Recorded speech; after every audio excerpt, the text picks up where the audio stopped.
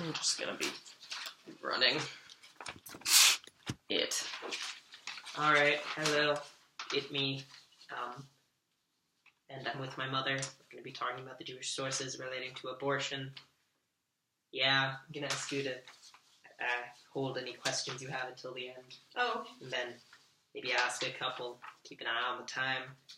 Yeah. So the whole thing with like Judaism and abortion starts with the Torah, because that was like, the original book before all the other books happened. Okay. Just making sure she knows. So it starts with this verse from Exodus 21, 22 to 25. So it's actually 3 verses. And it basically says, when people who are fighting injure a pregnant woman so that there's a miscarriage. Now, miscarriage here was originally defined as the fetus going out. So, like, some people may think that was just like a premature birth and it was okay, so it's a little bit unclear. And yet no harm follows. The one responsible shall be... That is my cat. Excuse me one moment. Use 2 hands. Okay. All right. I apologize, Mr. Shapiro. Anyway, so, and yet no further harm follows. The one responsible shall be fined what the woman's husband demands, paying as much as the judges determine. If any harm follows, then you shall give life for life, eye for eye, tooth for tooth, hand for hand, foot for foot, burn for burn, wound for wound, stripe for stripe. So, lots of things for things. So basically there are 2 interpretations of this, the initial text. So it's basically like, if the fetus comes out, and it is okay, which would be no harm, which would be fetus coming out, not a miscarriage, and then no harm following, meaning no harm befalling the fetus, then in that case there's only a fine. But then there's another person who says that the fetus coming out automatically means a miscarriage, and whether or not there's harm means that there's harm to the mother. And that is usually the one that's used for interpretation, or at least the one that we've been using for interpretation, which shows that if the mother is hurt, so if you take it as saying, if any harm follows, being about the mother, then that means that if the mother is hurt, you have to have equal payment.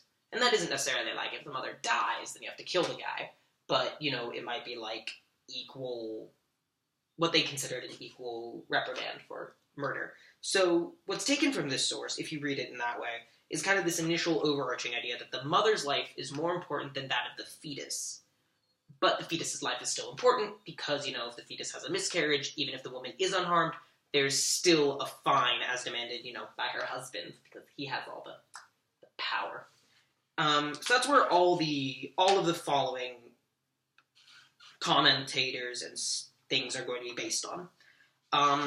So then following that main text, we get to 3 that are explicitly talk about the act of abortion rather than these 2 men fighting and hitting a woman. So the first one is Mishnah Ohalot 7:6. You'll hear this one talked about a lot by rabbis when discussing abortion. And it basically says, a woman who was having trouble giving birth, they cut up the fetus inside her and take it out limb by limb because her life comes before its life. If most of it had come out already, they do not touch it because we do not set aside one life for another. So, pretty straightforward. Mother's life is more important, but if it has already come out, it is officially a life.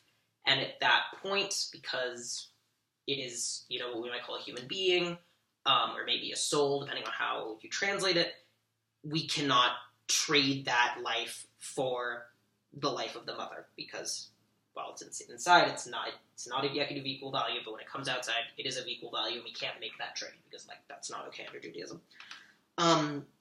So it's the basic, your basic version of that. So then you get to the 2 commentaries, which is kind of where we start really delving into the meat of this, which is Rashi, on Sanhedrin 72b, and the Mishneh Torah, which is Rambam, or Maimonides. So Rashi says, in the case of a woman in labor who is in danger, many people translate it as mortal danger, it's not 100% correct, it's not 100% clear, thank you, if it's mortal or not. That actually goes into certain different interpretations of this, but we'll get to that later. So, in the case of a woman in labor who is in danger during childbirth, She may extend her hand and cut up her fetus and remove it limb by limb. For as long as it has not emerged into the air of this world, it is not a life, nephesh, which actually comes from the Hebrew word to breathe, so that makes sense. And it is permitted to kill it to save the mother. But if its head has emerged, one may not touch it to kill it, for it is as one born, and one does not set aside one life for another life. So this is basically the same. It's a little longer, and, explicitly talks about the point of the nephesh, which is important, because that explicitly says that which is the thing that is kind of implied in Mishnah Oholot 7:6, which is that the fetus isn't fully a life. Because it's kind of implied that by the law that we do not set aside one life for another, and yet we will set aside the fetus's life for the mother's, it implies that the fetus is not yet a life, but here we see Rashi going the extra mile and saying, it's not a life. So this seems to be a pretty liberal view of abortion, right? Like, it's not a life, we can set it aside for the mother. If the mother is in danger, maybe mortal danger, maybe just like some sort of other danger, not abundantly clear, but some sort of danger. But then we have Rambam, who comes along, and he basically gives another interpretation, which is generally seen as more, I'm not going to say conservative, because I don't want to bring this into liberal and conservative, but generally, less lenient. So he says, this is in Mishneh Torah, murder and the preservation of life, 1:9. This too is a negative commandment that one should not have mercy on the life of a pursuer. For this reason, the sages ruled that in the case of a woman having difficulty in childbirth, it is permissible to dismember the fetus in her womb, whether with a drug or by hand, because it is like one pursuing to kill her. However, once it brings forth its head, one may not touch it, since we do not set aside one life for another, and this is the nature of the world. So, once again, we have that whole idea that we don't set aside one life for another. But the weird part here is that he uses the word pursuer, or rodef, and that's referring to this rule that says, if you have 3 people, like Shelley, Karen, and Bob, and Shelley is trying to kill Karen, Bob is allowed to kill Shelley in order to keep Shelley from killing Karen. So this implies, if we're using that law, which is called the law of the pursuer, law of the rodef, this implies that the fetus has some sort of life, right? Like it has some sort of intention to kill. And that way it is more than just a blob of cells.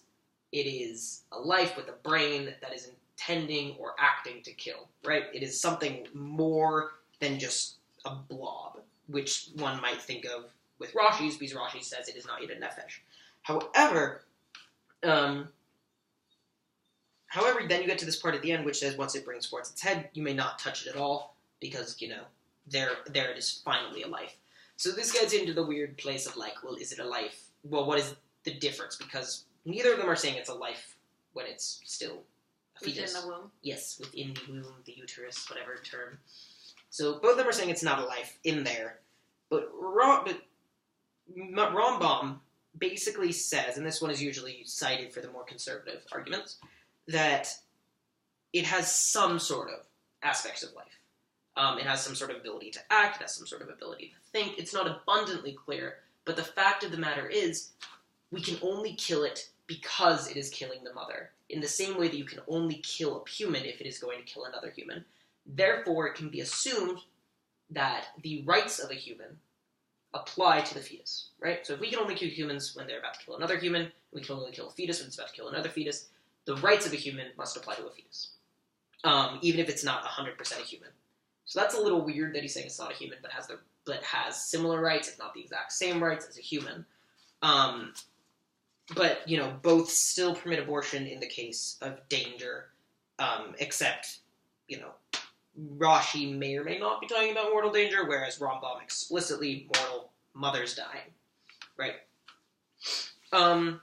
So then those are the 2 mainly cited ones for any sort of argument, and we're going to get to those arguments at the end. We have some responsas. Responsa is responsum, so responsa at the end from various sects. And those are really the main ones that we have that people base their arguments off of.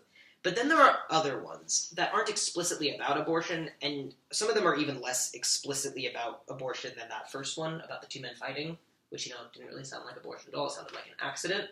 But a lot of these have to do with animals, or, other things that are related to a fetus, but not at all related to the fetus dying. So here are the examples of those.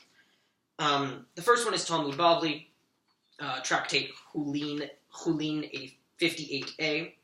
And it says, Rabbi Eliezer says, the calf of a cow, which was a trefa, a wounded animal, so like an animal you can't eat because it was wounded, it's treif, may not be offered as a sacrifice upon the altar. But Rabbi Yehoshua says it may. So now, what are the circumstances of the case in which they differ? So, like, why do we have these two different opinions? It must be, surely, that the animal was first impregnated and then became trefa. So, like, impregnated and then got wounded. So Rabbi Eliezer maintains that the fetus is like the thigh of its mother, and Rabbi Joshua maintains that the fetus is not like the thigh of its mother. So Rabbi Eliezer, he says that trefa cannot be offered up, or we say that the calf of trefa cannot be offered up because it's basically the same as its mother. It's like a piece of its mother. But the other guy says, well, no, it's an entirely different thing, so it can't be offered up. So, like, we're talking about cows and sacrificing, so the jump that we make to abortion, and you actually can probably see it, is it's whether or not the fetus is more or less than a piece of its mother. And so you can assume that Rabbi Eliezer, the one who would not allow it to be put up for trefa because it is a part of its mother, attacks abortion from the perspective that a fetus is less valuable. It's similar to, like, cutting off a limb to save the person. Like, if you have gangrene crawling up your leg, and you cut off the leg to save the person, he'd view abortion more like that. Whereas Yehoshua would say, well, we're killing a whole person, or a whole, potential person, or whatever. Not just cutting off a limb. And so these arguments, it's not like this guy's right or this guy's right. These arguments are also cited in other responsa, not as much as the ones that we mentioned before, but they are cited, and you can imagine how one might be cited in a more conservative argument, one in a more liberal.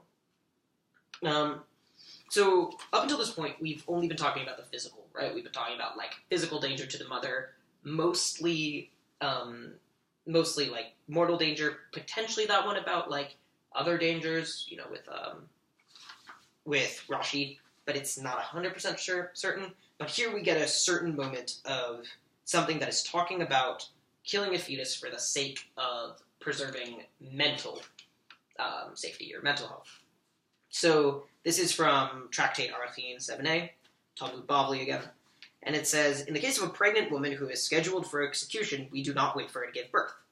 And the Gemara said, so that was the Mishnah, the Gemara says, that is obvious, for the fetus is part of her body. No, the Mishnah needs to teach this, because otherwise you might have thought that since it is written, the one responsible shall be fined according as the woman's husband may exact from him, which, as you remember, was the thing in the Torah portion, so you remember. It is a case of the husband's property, and we cannot cause him a loss. But we learn that this is not so. So that's kind of like a weird phrasing of it, and I'm going to break it down.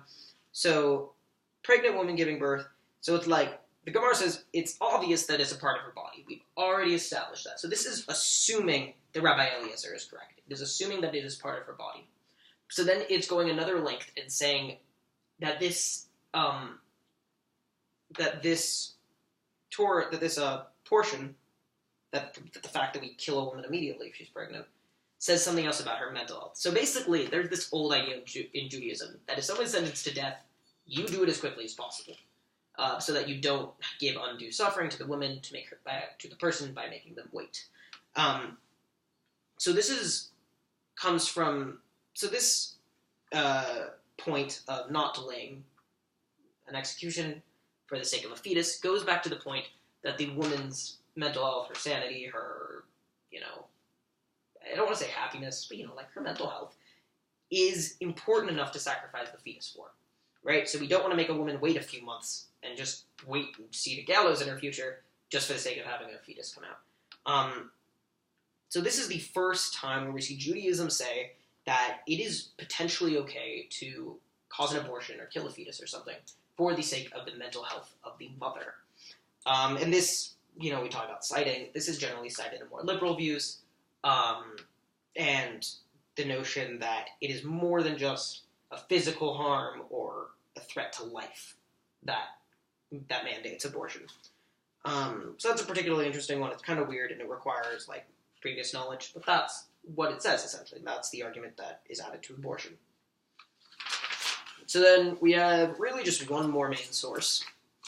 And this is Talmud Bavli Tractate Yevamot 69b. And so now we're getting into the timing, right? Because, like, in the U.S., according to Roe v. Wade, you can abort a fetus within the first trimester, first two, something like that. Like, there's a time limit, right? So this says, if a Kohen's daughter was married to a Yisrael who died, she may perform her ritual immersion and eat truma the same evening. So basically, only the Kohens are allowed to eat truma. The Israels are not, because, we have those divisions. I don't know what truma is. It's a food. I don't exactly know what it is either. Okay. But so It's special. yes, only we're Kohens, right? No, we're not. Levies. We're Levies. So we don't get to eat it. The Kohens do. And Rav Chisda said she performs the immersion, but may eat truma only until the 40th day.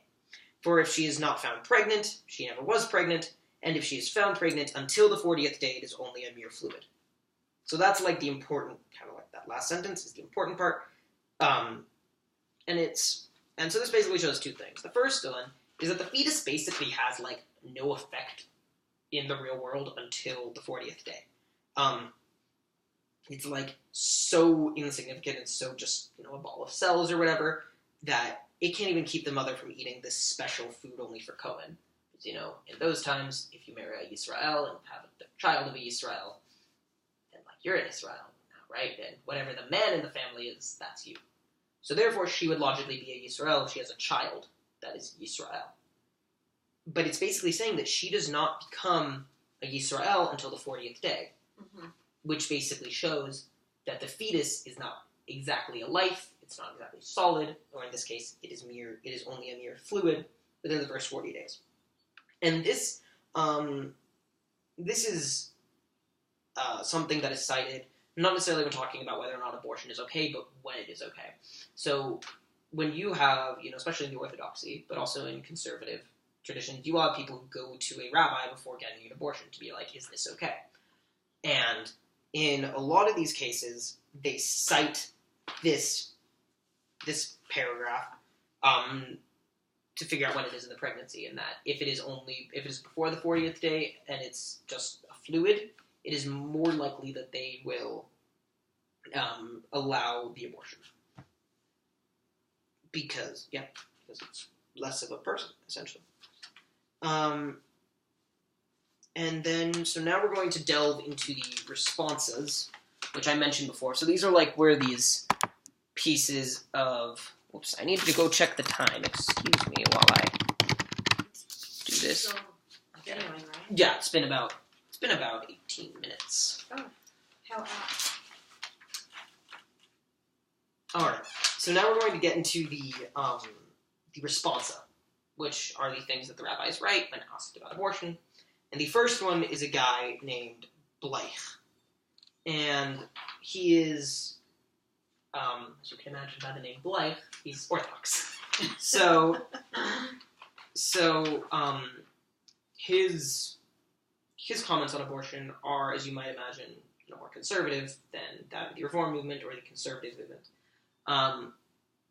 And he mainly cites, or one of his biggest arguments besides, medical evidence and things like that, is the law of the pursuer and the Rodef, which comes up via Rambam and says that the fetus has some sort of life. And he also mentions the one about the Yevamot, what was it? Arachin 7a, which was the one about killing a woman in order to preserve her sort of mental health. But he says that can only happen in very specific cases. So here's a quote from the beginning of his responsa, and it says, "It is difficult to sustain an argument that the fetus is not a human being." Oh, I'm sorry. That is from the end. We are going to talk about only for the gravest of reasons, and even then, only subsequent to consultation with a competent rabbinic authority may a woman get an abortion. So first of all, the first part that I want to point out to you is he requires, talking with a rabbinic authority, which is not necessarily something that would be required in, like, the Reform movement. But that's not really the main thing that I want to talk about. The main reason is I want to talk about only for the gravest of reasons. That small quote. Because in his responsum, he basically says that you are only allowed to have an abortion for 2 reasons. Well, really only one for sure, and that is threat of the mother's life. And even then, you still need to talk to a rabbi, you still need to get it approved, and if it's beyond the 40 days, they still might be hesitant to do it. And the other reason that he mentions is maybe, this is the only other specific reason, he says maybe in the case of rape, especially if it's by a goy, which is, kind of horrible in a way, but he says, like, if a Jew rapes a woman, probably not. If a goy rapes a woman, maybe. And that, once again, depends on the 40 days, the situation, all those various things. And those are considered the greatest circumstances. So the things that he would not allow an abortion for, or at least he says the Orthodoxy would not allow an abortion for, would be things like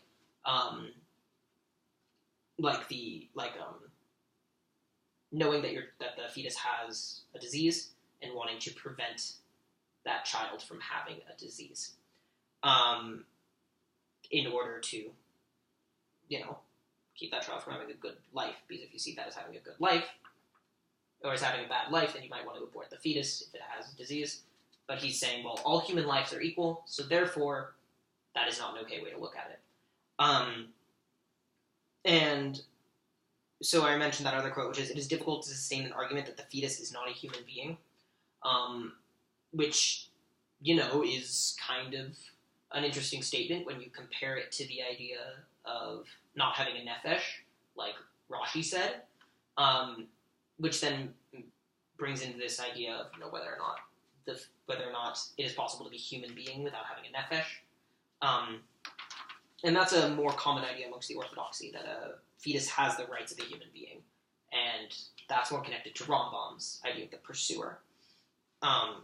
And so what he says is, because the fetus is a human being, and it is almost impossible to say that it is not, its life is sacred, and it has a right to life. Because in Judaism we say that all life is sacred, whether it is a single sperm cell or, a dead body. Like, there's still some amount of sacredness there. That's why, we don't burn our bodies, we bury them.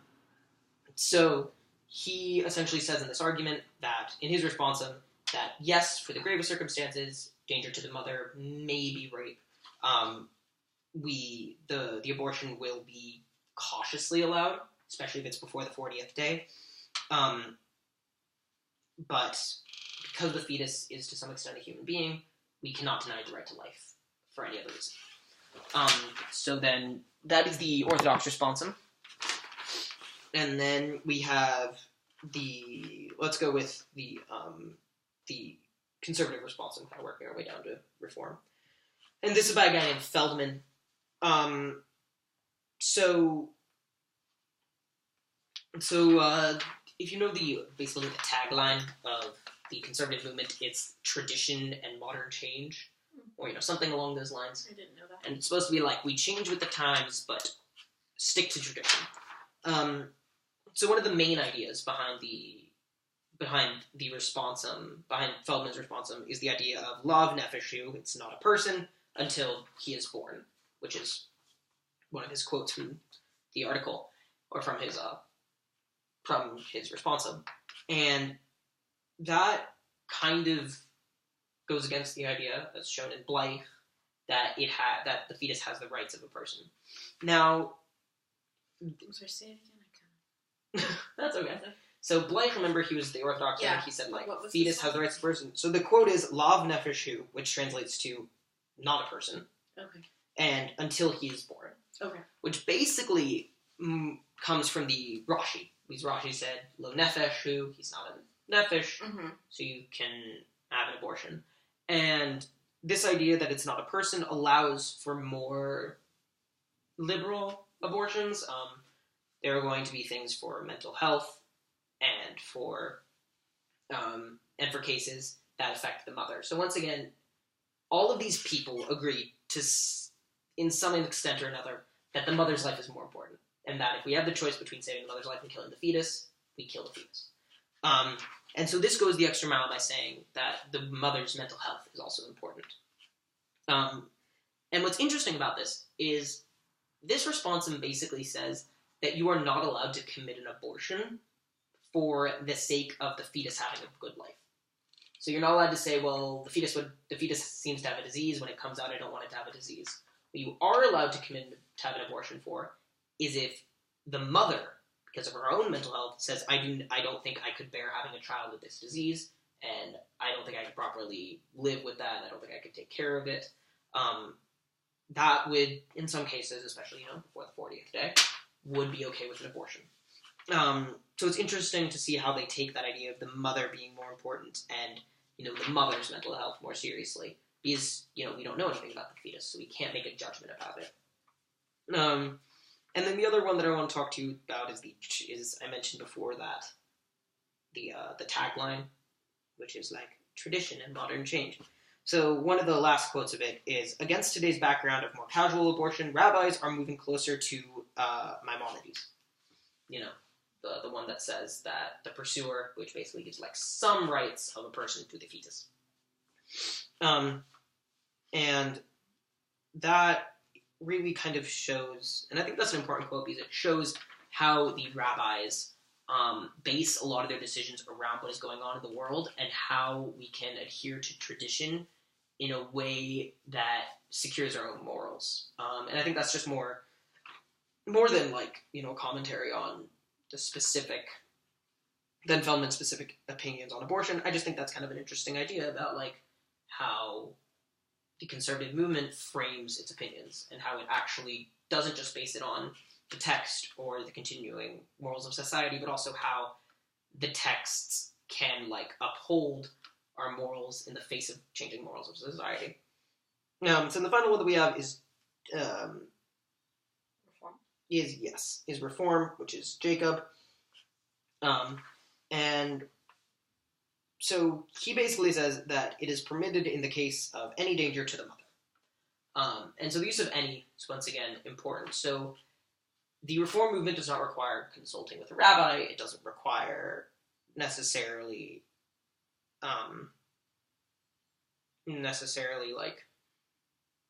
looking at the 40th day and all of these things. It basically says that until the baby comes out, it is less of a life and can be aborted for the sake of saving the mother in some way or another. So the Reform movement, more likely to have an abortion done for the sake of the mother's mental health. This is one where it is actually potentially okay to have an abortion for, due to economic reasons, not being able to support the fetus, or the child not being able to, the child not necessarily having a good life because of the disease it might carry. And that comes down to the more humanitarian, sort of individualistic view of that, of the Reform movement. However, they do say that abortion should be approached cautiously throughout the life of the fetus. So they are against abortion on demand. They're against, abortion for, most people, they're against abortion as a form of birth control. As a form of birth control. Yeah, they're against all of those more very liberal, what some people describe as extreme uses for abortion. And regardless of what the reason is, they still approach it hesitantly. So, from any range, from the most liberal to the most conservative, you do see this trend of it's okay, but, you want to really think about it, and it is a big deal, regardless of if the mother's life is more important, and regardless if we're okay for economic reasons. Well, we're okay for mental health reasons, but not economic reasons. We're only okay for saving the mother's life. And that's kind of your overview on the three different people, three different sects of Judaism, and you can probably see how they tie into the various sources, and well, the fetus is just part of the mother, probably something you're going to see with Jacob, the Reform movement. It's okay to abort a child for the mental health of the mother, Arthine 7a. You're going to see that mostly in Jacob and Feldman, and then a little bit, with the case of rape in the Orthodoxy. And, you can kind of begin to piece together how they use those sources to construct their arguments.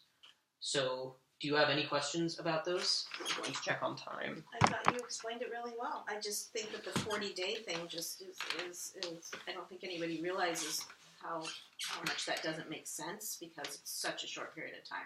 Because I think 40 days starts from the day of the last period, right? I mean, approximately. So, I mean, that means that someone maybe, it'll be a week or two after missing a period. It just doesn't, to me, it just doesn't seem meaningful that they would even still consider that anymore.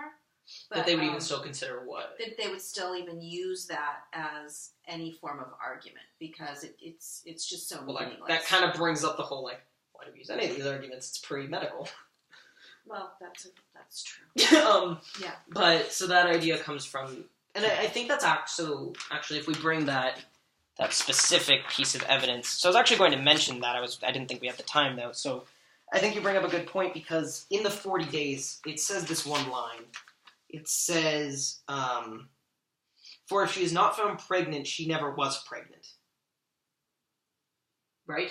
Right. So, that kind of refers to, the period thing and missing a period. Right. Because at that point, so after the 40th day would be when you realize that a woman is pregnant or not. So I think that's actually barely, yeah. Maybe, right? Maybe, right. That's probably when you could be sure-ish. Mm-hmm. 40 days after, that's 2 weeks after. 2 weeks missed, you might start to get concerned. Yeah. Yeah. So I think that might be, and I'm not sure, it's kind of a conjecture on my part, but I think that might be where it comes from, because that's when you can start to be sure. And when you can start to be sure, that's when they thought maybe it's stopping the blood because it is now a physical form. Yeah. Pre-medicine. I agree. I think it's stupid, but that's besides the point. Do you have any questions about the sources that didn't make sense? I didn't know that the Orthodox was still so kind of rigid and old school, sort of. That they still that they didn't give more credence to